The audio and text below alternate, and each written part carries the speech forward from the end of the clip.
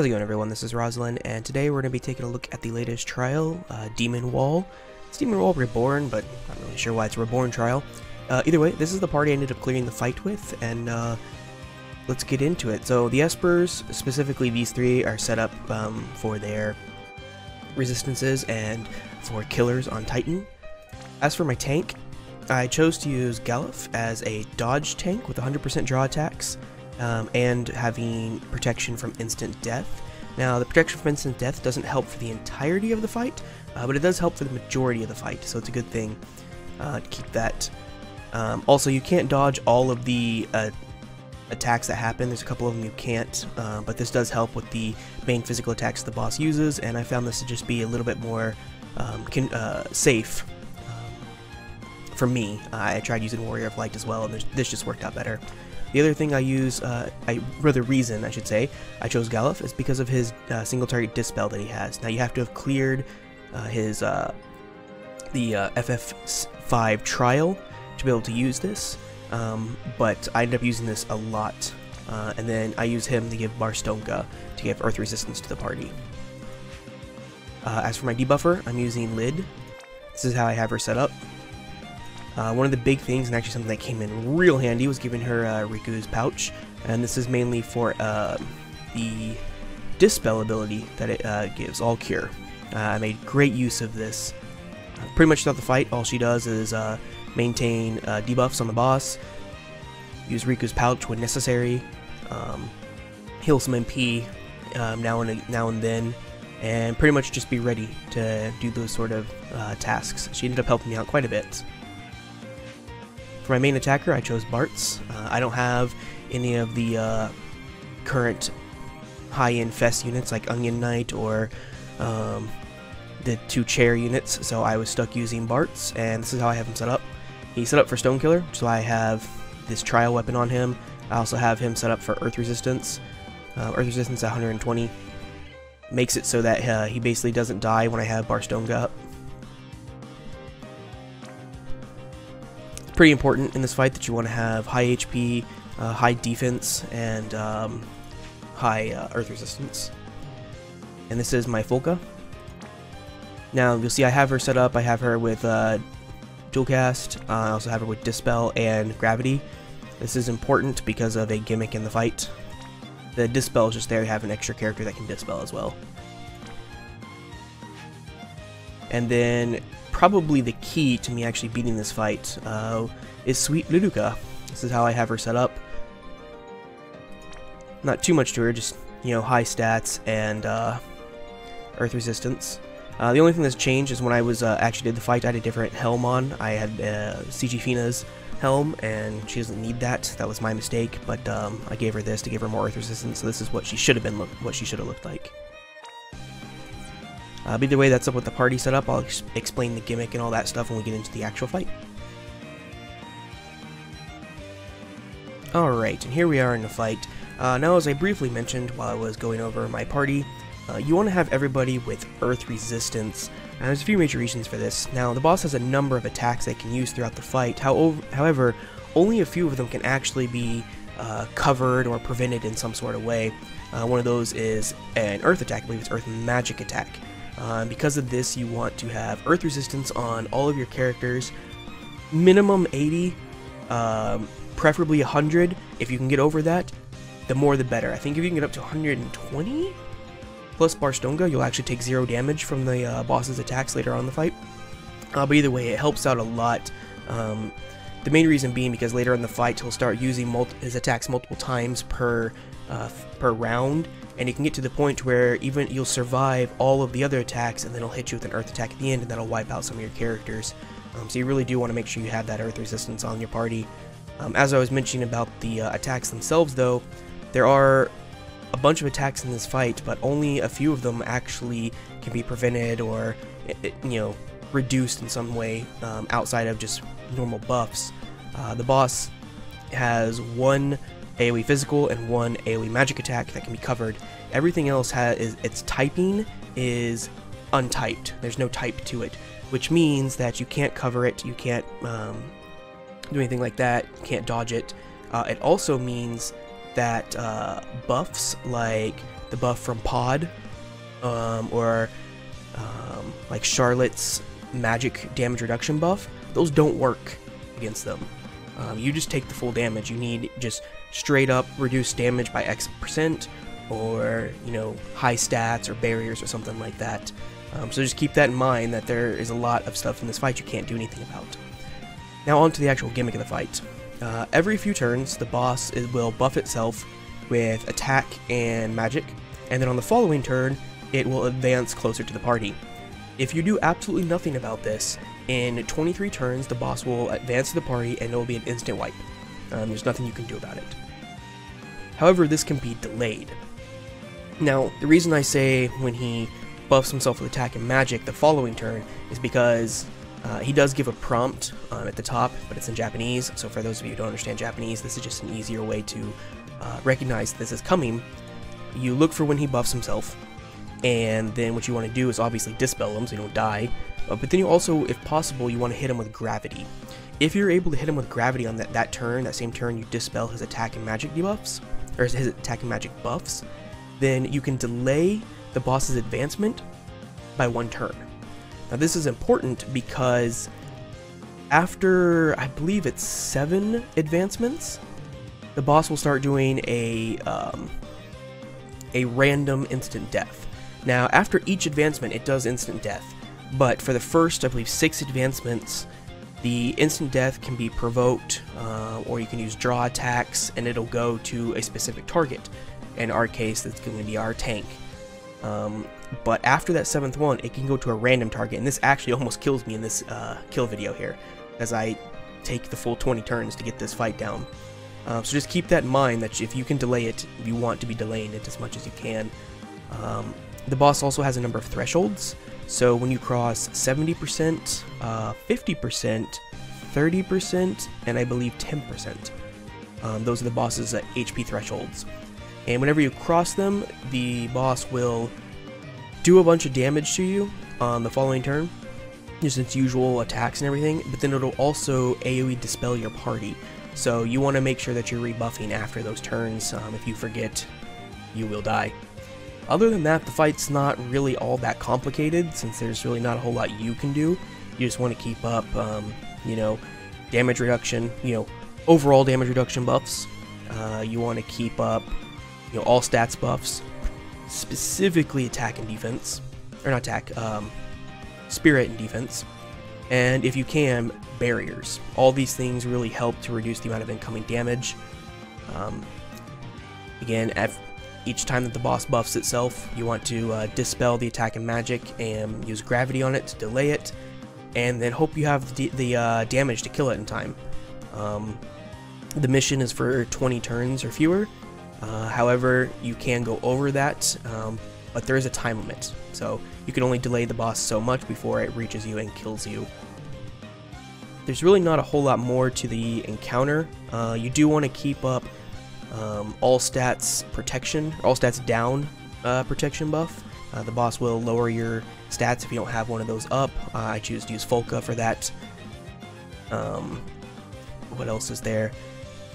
Oh yes, the boss will also counterattack the first 2 targets that attack it, and if you use a character that has like split damage or backloaded damage on its attack, so for instance if Bart's uses his Brave Blade, you know, it hits and then it has another hit and then it has another hit in it in terms of how it counts the damage, that'll count as attacking twice, and then that character will take 2 hits. So whenever possible, if you're going to be using damaging attacks like limit breaks from either, if you're using Galif from Galif, or if you're using Lid from Lid or whatnot, try to attack with them first. That way they get attacked and your physical attackers do not. But just keep in mind, it will counterattack the first 2 targets that attack it each turn. So I hope that helps. It's not a very complicated trial. It's more of a damage and defense check. Do you have the defenses to survive, and do you have the damage to kill it in time? That's really the main thing that this is, once you figure out the small little gimmick with gravity.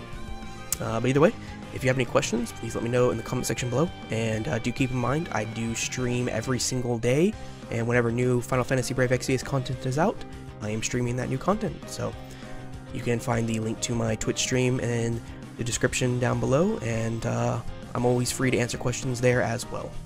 Thanks for watching.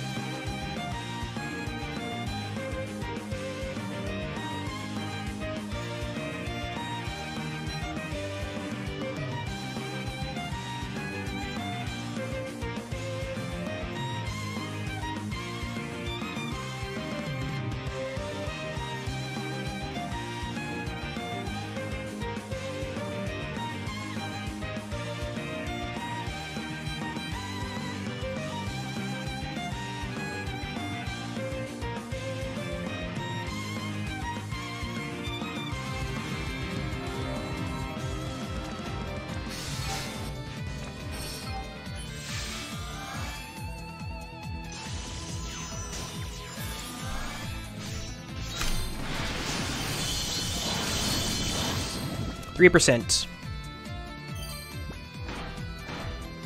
Can my 2 Barts live?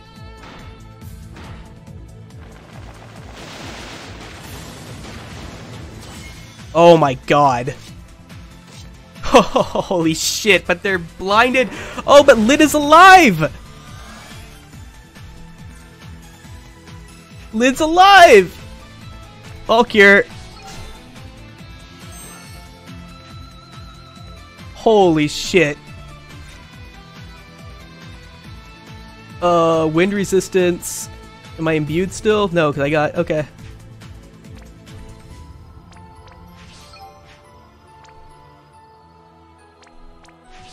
Wow. Holy shit.